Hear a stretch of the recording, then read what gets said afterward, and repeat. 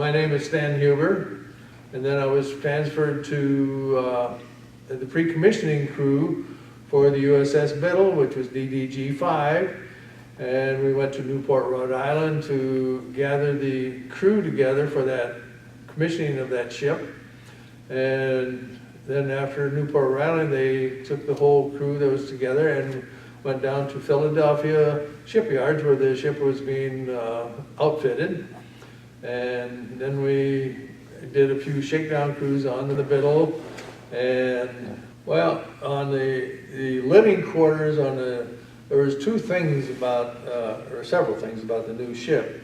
Of course, it was a guided missile. It was DDG 5, which is meant for as a guided missile destroyer. So it actually had guided missiles on it instead of all the 5-inch guns. We did have a couple 5-inch guns on it, but but we did have missile launchers on there for surface-to-air missiles, and so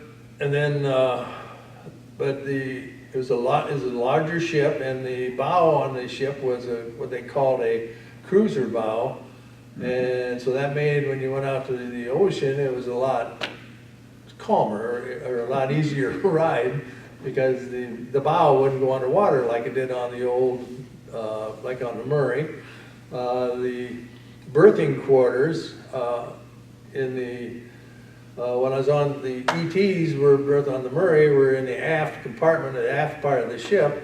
Well, on the Biddle, the ETs and radio men and radar men were all berthed in the midsection of the ship. Was also a lot easier ride on the ship when you went out to sea because of the rocking back and forth. And there we had only 2 high bunks, and they had nice mattresses on the bunks, and they had lockers that were standing up, so you didn't have to bother and you had with a door on it, you didn't have to go underneath, so they did a lot of improvements. It was a lot easier living, and when you went to the mess decks, you had a lot more room. You didn't have to keep your elbows in so much when you were sitting there eating, because you didn't want to bump the guy next to you. So yes, we had a few more. The crew was a little bit bigger. I think it was the Biddle. I think it used to be around, or the Murray was around 250 crew, where they had the crew on the Biddle was about 350.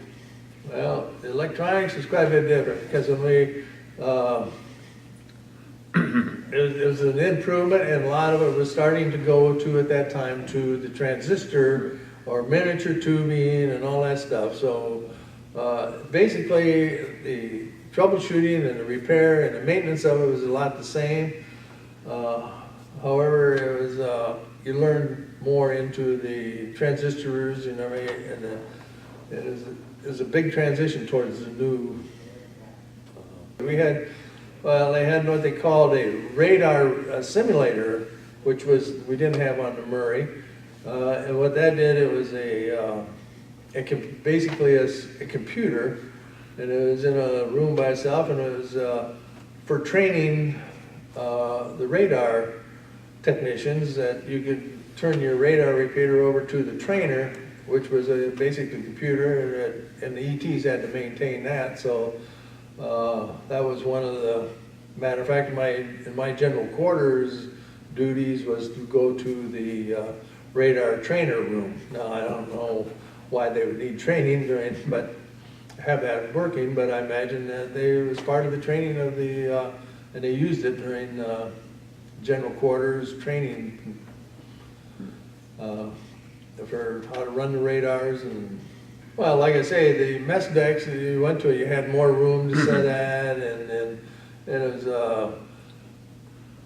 just a lot better living quarters. Like on even in our bunking crew, we had a table that we could go 4 or 5 guys, a couple tables we could sit around and maybe play cards and do stuff right there in our berthing area, where we didn't have that on the Murray ship, because they just had more room. I mean, I think it was a little wider and longer, a little longer ship, but well, it was the same food. I don't know, because it depends on the cooks. So the food was about the same. I mean, you had the same problems when you went out to sea, like, I mean, they only had so much refrigeration, and they only had, so your milk would get sour and all that stuff. And it's the same, I don't think there's any difference between the food on the Murray and the Biddle.